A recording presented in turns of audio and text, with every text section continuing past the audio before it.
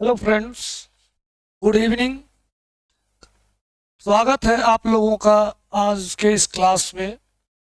हम लोगों ने कक्षा 12 के गणित की जो ओ, क्या बोलते हैं गणित की तैयारी जो है वो शुरू की थी 3 जनवरी से। आज उसका हम लोग अगला क्लास करने जा रहे हैं। हम लोगों ने 12वां क्लास का जो गणित का टॉपिक था मैट्रिक्स, उसका अध्ययन शुरू किया था। गणित में हम लोग 2-3 लेक्चर कर चुके हैं। 2-3 क्लास में हम लोगों ने मैट्रिक्स निर्माण संबंधी जानकारी, मैट्रिक्स की बेसिक जानकारी कि मैट्रिक्स होता क्या है, मैट्रिक्स कितने प्रकार के होते हैं, मैट्रिक्स कैसे लिखा जाता है, मैट्रिक्स क्या होता है, कैसे बनता है, ये सब हम लोगों ने देखा। जिसमें आप number of row, number of column, इन सब चीज़ों के बारे में, ऑर्डर ऑफ मैट्रिक्स, ये सब हम लोग देख चुके हैं। ठीक है। और एनसीईआरटी का एक दिन प्रॉब्लम क्लास भी, एक क्लास हम लोग का हुआ है प्रॉब्लम से संबंधित भी। पिछले क्लास में हम लोगों ने मैट्रिक्स के एडिशन, सब्सट्रैक्शन और स्केलर मल्टीप्लिकेशन के बारे में जाना था। उम्मीद है कि आप लोग उन कक्षा को देख चुके होंगे और उस पर आधारित जो प्रश्न है वो आप किए होंगे। ठीक है। कम से कम थियोरी तो आप जरूर पढ़े होंगे। और देखिए, अभी आप हम लोगों का क्लास जो है अल्टरनेट डे में आ रहा है। बीच में कुछ गैप रहता है, एक दिन क्लास हुआ, एक दिन गैप रहता है। तो गैप इसलिए दिया जाता है कि आप देखिए ऑनलाइन है तो आप घर पर बैठ के तैयारी करें। एक बार में हो सकता है बहुत सारी चीज़ें आपको समझ में नहीं आई हो तो आप क्लास किए। क्लास के बाद जो आपके पास पुस्तक है एनसीईआरटी या आरसेवाल के, आप उसमें जाएं और क्वेश्चन को बनाएं, सॉल्व एग्जाम्पल भी देखें, क्वेश्चन बनाएं और फिर देखें कि जो थियोरी आपको बतलाया जा रहा है क्या वो थियोरी आपको समझ में आ रहा है कि नहीं। अगर थियोरी आपको समझ में आ रहा है तो आप यकीन मानिए बोर्ड एग्जाम में जो भी क्वेश्चन आप से पूछा जाएगा वो आप आसानी से हल कर सकते हैं। ठीक है। तो अब ज़्यादा देर नहीं करते हुए हम अगला क्लास, आज का क्लास शुरू करते हैं। मल्टीप्लीकेशन ऑफ मैट्रिक्स टॉपिक है। मल्टीप्लीकेशन ऑफ टू मैट्रिसेस, दो अवयवों का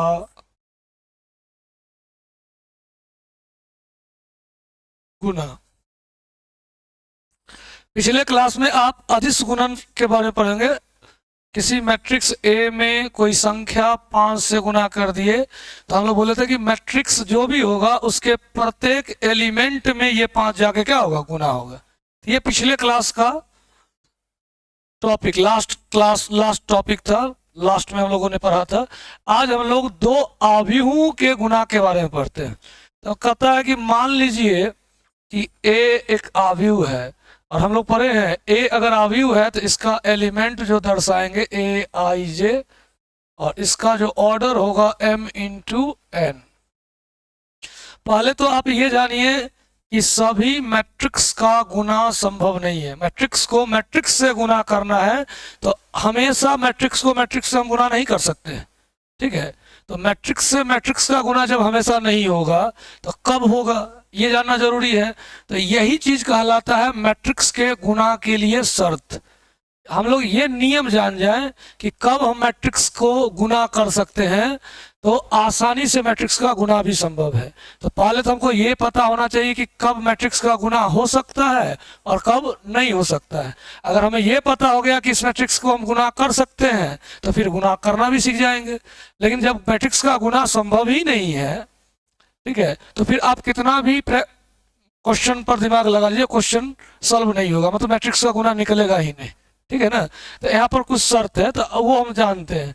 क्या है कि एक मैट्रिक्स ए है, ए आई जे, जिसका ऑर्डर m इंटू एन है, और दूसरा मैट्रिक्स बी है, इसके एलिमेंट को हम बी आई जे से रिप्रेजेंट करेंगे और इसका ऑर्डर n इंटू पी लिखे। ठीक है ना। तो ये n इंटू पी, तो कहता है कि ए और बी दो मैट्रिक्स का गुना अगर आपको लिखना है, ए गुना बी, तो पहला मैट्रिक्स को दूसरा से गुना किया तो पहला मैट्रिक्स का column, number of column, number of column, और जो दूसरा मैट्रिक्स बी से गुना हो रहा है ना, बाद में क्या आ रहा है बी, तो सेकेंड मैट्रिक्स बी है तो इसका ये number of row, number of row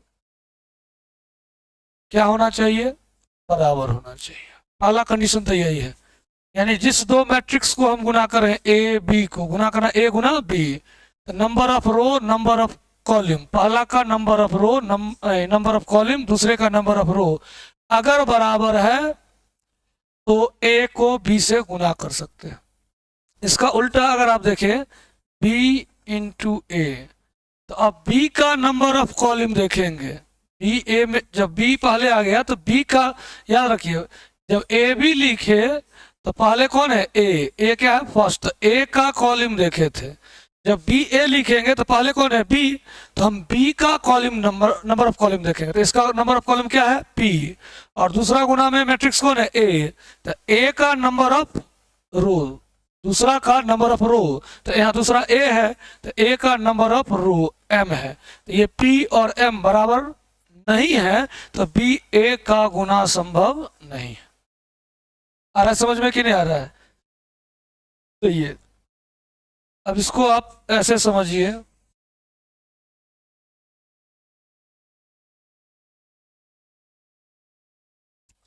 A B, ए एक मैट्रिक्स है, बी एक मैट्रिक्स है, then let A and B are two matrices, then product of matrix A to B is possible if and only if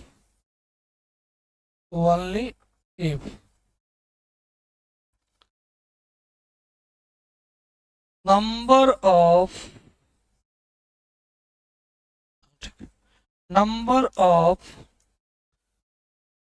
column of matrix A is equal to number of row of matrix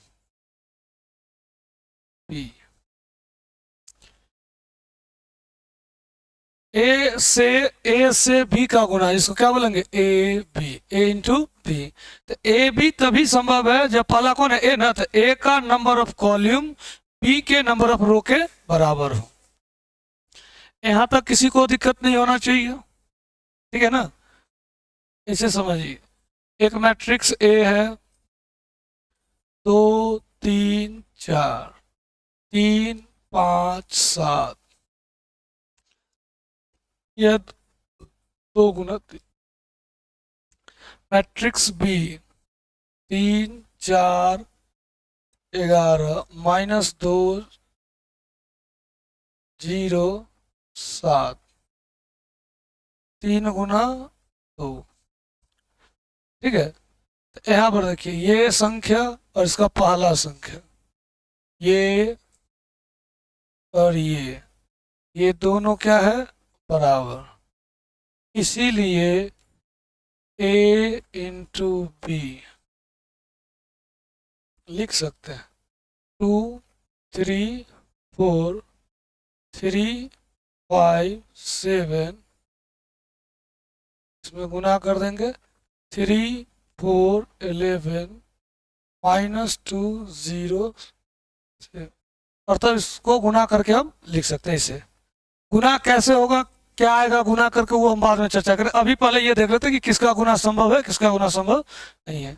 अगर मान लीजिए आप b into ए लिखते हैं, b into ए, तो आप देखिए b का नंबर ऑफ कॉलम 2, ए का नंबर ऑफ रो ये भी दो, तो ये अगर दोनों संभव है, यहाँ लिख देते हैं बी का, तो 3 4 11 -2 0 7, क्या है ये 3 × 2, और इसके जगह पर 2 3 4 3 5 7, इसका है 2 × 3।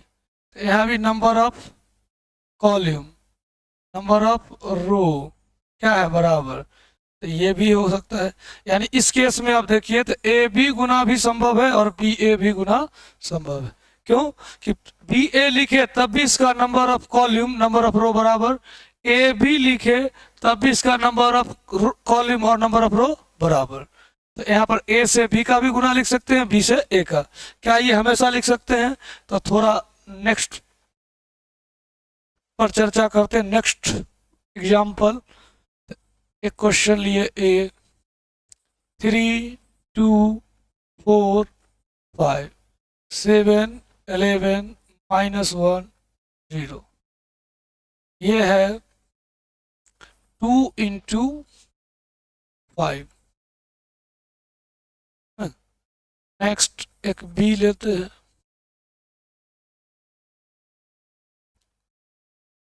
3 7 4 2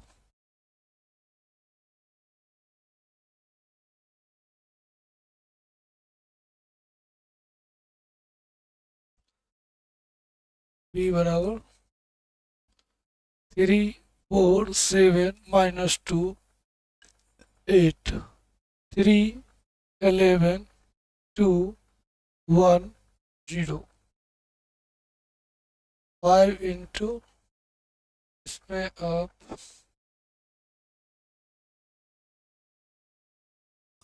0 1 8 4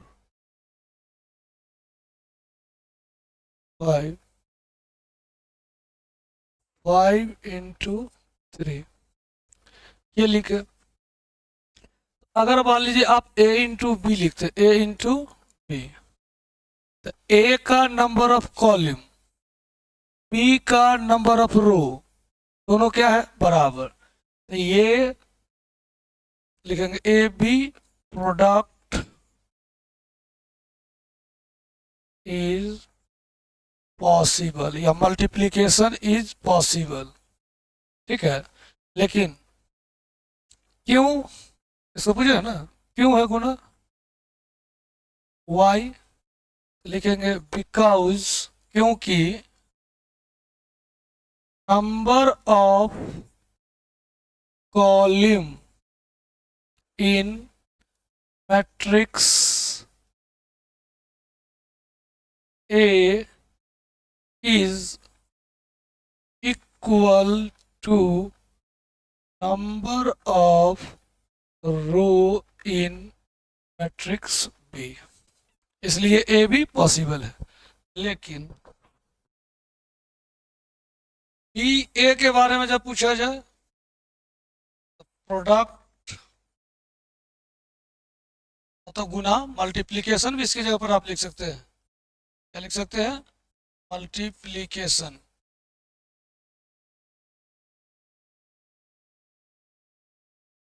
यहां पर हो गया बी ए, इसका गुना B × A, product is not possible, not possible. फिर क्वेश्चन आएगा वाई, क्यों, फिर जवाब बोलेंगे बिकॉज, क्योंकि नंबर ऑफ कॉलम, पहले कौन है क्या बी ना, तो number of column in matrix B is not equal to number of row of matrix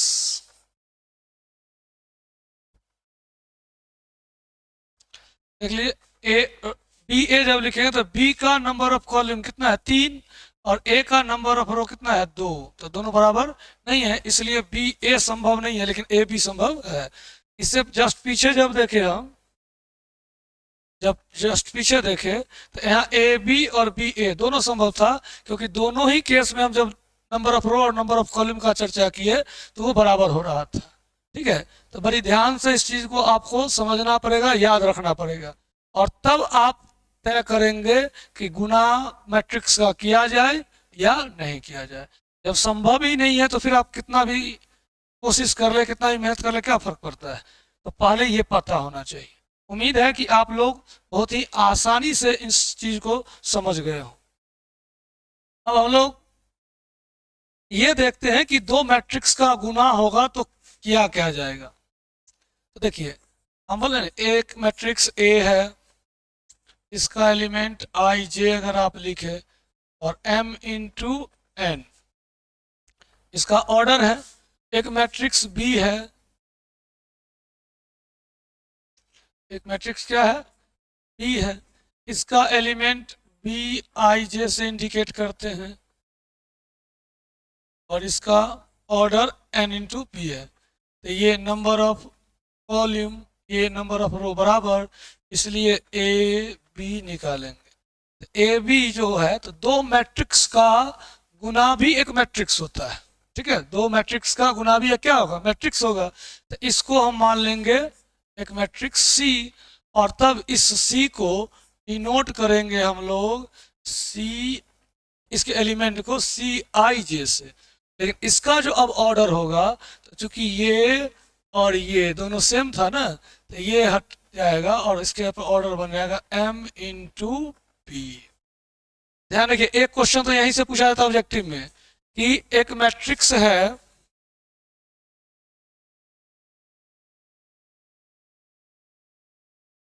m into n, n into, एक मैट्रिक्स है ए जिसका ऑर्डर ये है, एक मैट्रिक्स है बी जिसका ऑर्डर ये है।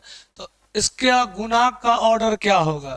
तो जब जैसे इसको पहले देखेंगे गुना होगा कि नहीं, number of column number of row बराबर, तो गुना होगा।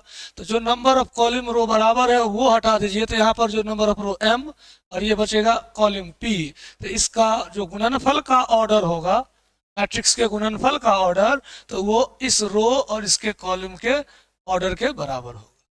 समझ आ रहा है। तो एक तो ऑब्जेक्टिव के लिए हो गया। अब ये सी आई जे जो निकलेगा, मतलब ये जो मल्टीप्लाई करने पर ये ए बी का मान ही ना सी मान लिए, इसका जो ये एलिमेंट आएगा, वो एलिमेंट इसके कंजुगेट को इससे गुना करके जोड़ेंगे। ए नहीं, इसको लिखते हैं इसे, इसको लिखेंगे सम ऑफ, सम मतलब जोड़, किसका, सम of A I J B I जे। ठीक है, और ऑर्डर क्या होगा m इंटू, अब ये सम of A I J B I जे का मतलब क्या समझ में आएगा, इसका रो इसका कॉलम इसका रो बराबर था, इसमें बचा क्या रो, इसमें बचा क्या कॉलम। इसके रो को इसके कॉलम से गुना करेंगे, मतलब पहला मैट्रिक्स के रो को दूसरा मैट्रिक्स के कॉलम से गुना करके तब जोड़ के लिखेंगे।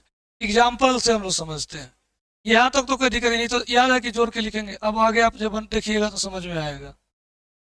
मान लीजिए कि एक मैट्रिक्स ए है, इसका एलिमेंट है A1, इसका एलिमेंट हो जाएगा A1, A13, A21, A22, A23। Order क्या हो जाएगा 2 गुना 3। एक मैट्रिक्स बी मान लेते हैं, B11, B12, B13, B21, B22, B23, B31, B32, B33। इसका ऑर्डर क्या होगा 3 इंटू 3। अब हमको मान लीजिए ए इंटू बी निकालना है, ए इंटू बी। यहाँ पर पहले चेक कर लेंगे number of column number of row बराबर है तो गुना होगा, तो गुना होगा तो क्या होगा, तो अब क्या बोलते हैं, इसके रो को इसके कॉलम से गुना करके जोड़ के लिखेंगे। लिखते हैं A11, ये पहला एलिमेंट प्लस प्लस A12, इसका रो का दूसरा एलिमेंट, तो यहाँ कॉलम का दूसरा एलिमेंट क्या हो जाएगा, A12 2 प्लस, फिर क्या होगा, A13 तीसरा एलिमेंट, ये हो जाएगा B3। इस पहला रो को, पूरे रो के एलिमेंट को पहला कॉलम से गुना करके जोड़ के लिख दिए। फिर इसी तरह से इसमें जितना कॉलम है, प्रत्येक कॉलम में ये पहला रो गुना होगा, तो ये पहला रो का एलिमेंट A11, इसका column B12 plus A12 B22 plus A13 B13 नहीं B32, ठीक है, ये लिखे, समझ आ रहा है कि नहीं। फिर तीसरा एलिमेंट, इसको इसको अब तीसरा से गुना करते, इधर जगह नहीं है, थोड़ा छोटा लिखना पड़ेगा, थोड़ा छोटा कर देते हैं,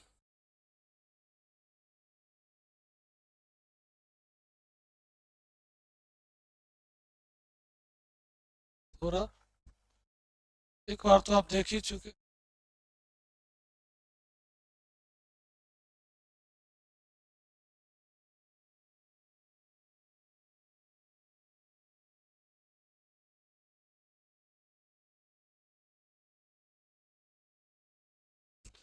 दूसरा क्या था, A11 A12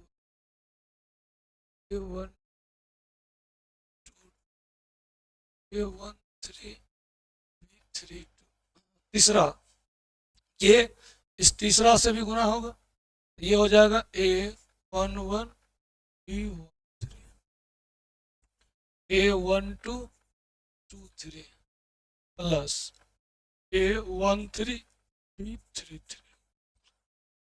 फिर इसी तरह से जो काम आप पहला रो और बाकी कॉलम के साथ किए, वही काम हम सेकेंड रो और बाकी कॉलम के साथ भी करेंगे बारी बारी से।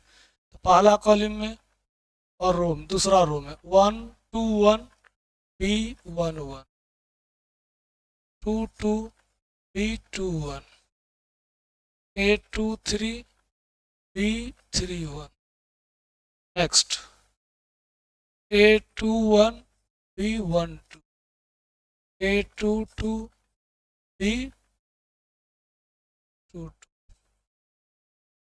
प्लस A23 B32, और नेक्स्ट, और लास्ट कॉलम में A12, उल्टा हो गया, A21 गुना होगा B13, A22 गुना होगा B23 से, प्लस A23 गुना होगा B33 से।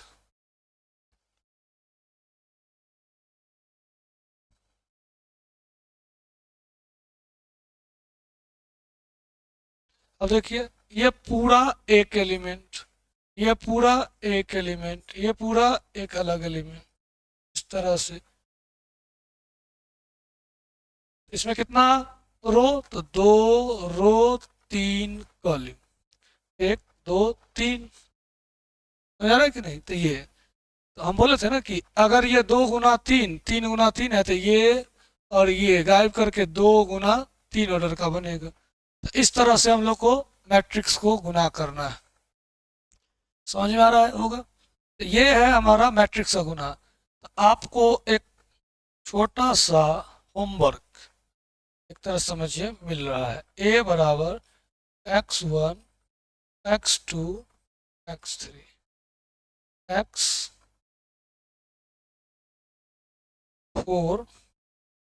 x5 x6 x7 x8 x9, इसको गुना करना है दूसरा मैट्रिक्स भी मान लेते हैं, y1, y2 और y3, बहुत छोटा सा है। इसका ऑर्डर 3 गुना 3 है, इसका ऑर्डर 3 गुना 1। आपको a इंटू बी ज्ञात कर लेना है। समझ आ रहा है कि नहीं? तो हम लोगों ने अभी तक क्या देखा? हम लोगों ने देखा कि मल्टीप्लिकेशन दो मैट्रिक्स का होगा, तो इसके लिए हमको शर्त याद होना चाहिए। पहला एक ही शर्त है कि ए और बी का गुना तभी संभव है, ए और बी दो मैट्रिक्स का गुना तभी संभव है जब ए का नंबर ऑफ